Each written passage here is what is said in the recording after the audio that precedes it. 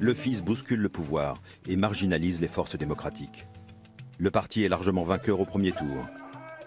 Le deuxième tour s'annonce comme un raz-de-marée pour les islamistes. Mais il n'y aura pas de deuxième tour.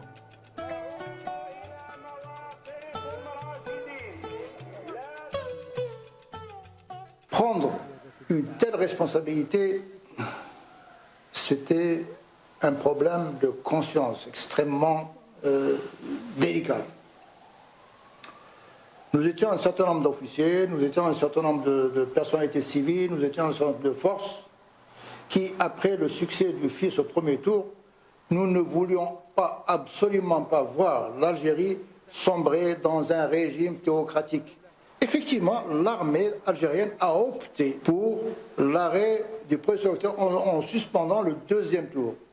Mais il faut bien reconnaître que ceci, ça a été ce qu'on appelle le Haut Conseil de sécurité qui l'a prononcé, où il y avait bien sûr le ministre de la Défense, le chef d'état-major, le ministre des Affaires étrangères, le chef du gouvernement et d'autres personnalités qui ont décidé de l'arrêt du processus électoral. La Constitution de 1989 a donné naissance au pluralisme en Algérie. C'était un pluralisme naissant. C'était donner une chance à la démocratie en Algérie. Or, il se trouve que ce parti, FIS, ce parti religieux, déclarait que la religion, la démocratie est coffre et que par conséquent, il ne pouvait pas y avoir de pouvoir issu de la volonté populaire, mais le pouvoir n'est issu que par la loi divine.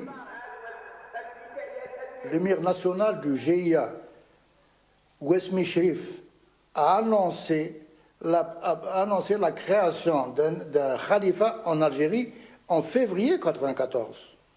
Et dans ce khalifa en Algérie, qu'est-ce qui était membre du conseil de direction? Il y avait déjà Abbassi Madani, Ali Belhaz, les deux leaders du fils. Dans le pays, l'arrêt du processus électoral déclenche un déferlement de violences terribles. Les violences ont existé avant.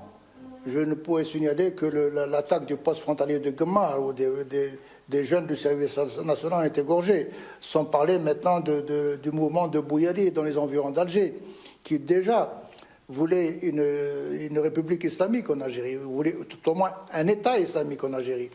Donc, dire que c'est l'arrêt du processus électoral qui était à l'origine des violences en Algérie, c'est faux. Mais par contre, il est exact que c'est l'arrêt du processus électoral qui a amplifié, qui a été à l'origine de l'amplification du terrorisme en Algérie.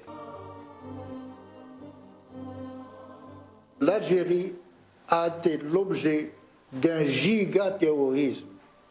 C'est un méga-terrorisme qui n'avait aucune seule limitation. Et d'ailleurs, il y a eu des fatwas qui ont été énoncés par des émirs du GIA qui rendaient apostat une partie de la population algérienne.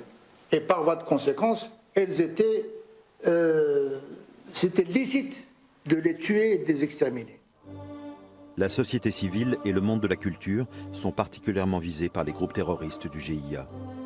Un grand nombre d'intellectuels, d'artistes, de journalistes, de cadres, d'enseignants, de fonctionnaires sont assassinés.